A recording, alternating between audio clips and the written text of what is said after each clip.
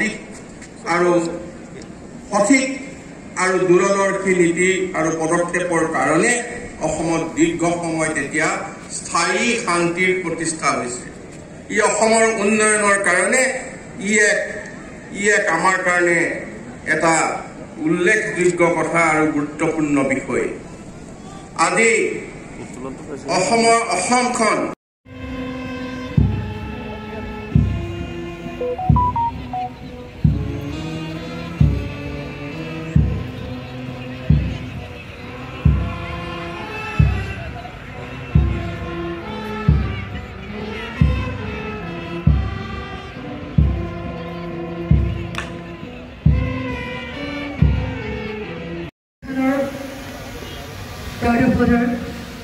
Salon গ্ৰহণ কৰাৰ পাছত এইবাৰ মাননীয় অধিকেশ মহন্ত ডাঙৰীয়া এইবাৰ আগবাঢ়িছে গাৰ্ডফাৰৰ গ্ৰহণৰ দিশে আৰু এয়া এখন বগা ৰঙৰ জিপচি তেওঁ সকলোৱে অভিবাদন গ্ৰহণ কৰিবৰ বাবে আগবাঢ়িছে এয়া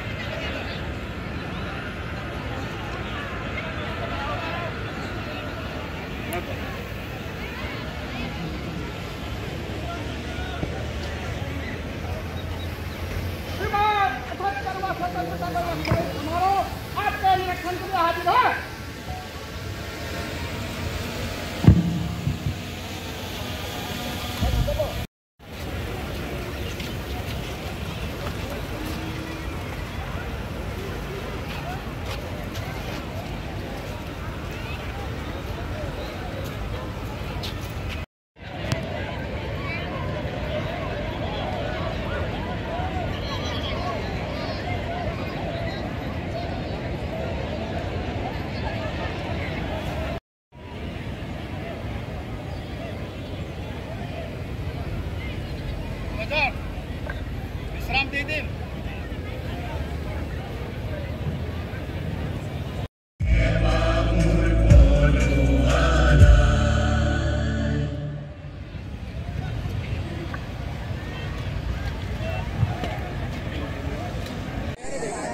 সাহায্য দিবলৈ আগবাঢ়িছো তেখেতসকলে কৰি থকা কাম যাতে অধিক উৎসাহেৰে অধিক সামৰ্থ্যৰে কৰিব পাৰে এই ক্ষেত্ৰত আমি ব্যৱস্থা লৈছো আজি আপোনালোক 5 লাখলৈকে আমি এই সাহায্য দিবলৈ আগবাঢ়িছো প্ৰধানমন্ত্ৰীৰ যি বিশ্বকৰ্মা আঁচনি এই বিশ্বকৰ্মা আঁচনিৰ আমাৰ 6,51,278 গৰাকী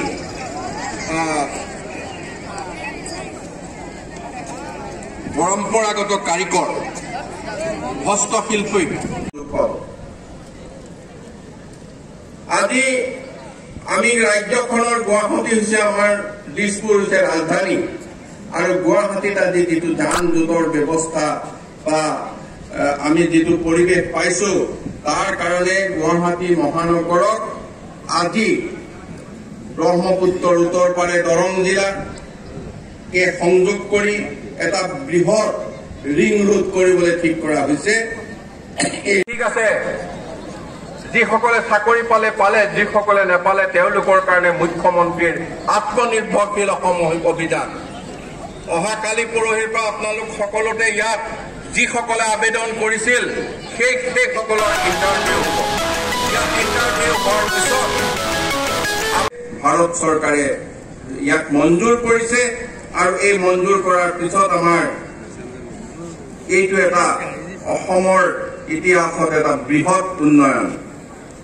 আজি অসমৰ পুৰণি ঐতিহ্য পুৰাতাত্ত্বিক সম্বলসমূহৰ উপযুক্ত ৰক্ষণাবেক্ষণ সংবৰ্ধন আমাৰ চৰকাৰে বিশেষ গুৰুত্ব দিছে। আজি চৰাইদেউ মৈদামত আমাৰ যোৱা ২৬ জুলাইত বিশ্ব ঐতিহ্য সমিতিয়ে চৰাইদেউ মৈদামক ইউনেস্কোৰ বিশ্ব ঐতিহ্য ক্ষেত্ৰ ৰূপে স্বীকৃতি দিছে। এই যিটো স্বীকৃতি, এই স্বীকৃতিয়ে অসমৰ অতীত গৌৰৱৰ কথা আমাৰ প্ৰত্যেককে সোঁৱৰাই দিছে। সেৱাৰ সুচল বিতৰণ, সাংস্কৃতিক ঐতিহ্য আৰু চহকী ইতিহাসৰ উপযুক্ত সংৰক্ষণ সংবৰ্ধনকে ধৰি বিভিন্ন খণ্ডত চৰকাৰখনে সমান্তৰালকৈ মহত্বপূৰ্ণ আৰু ভৱিষ্যতদৰ্শী কাৰ্যপন্থা অব্যাহত ৰাখিছে।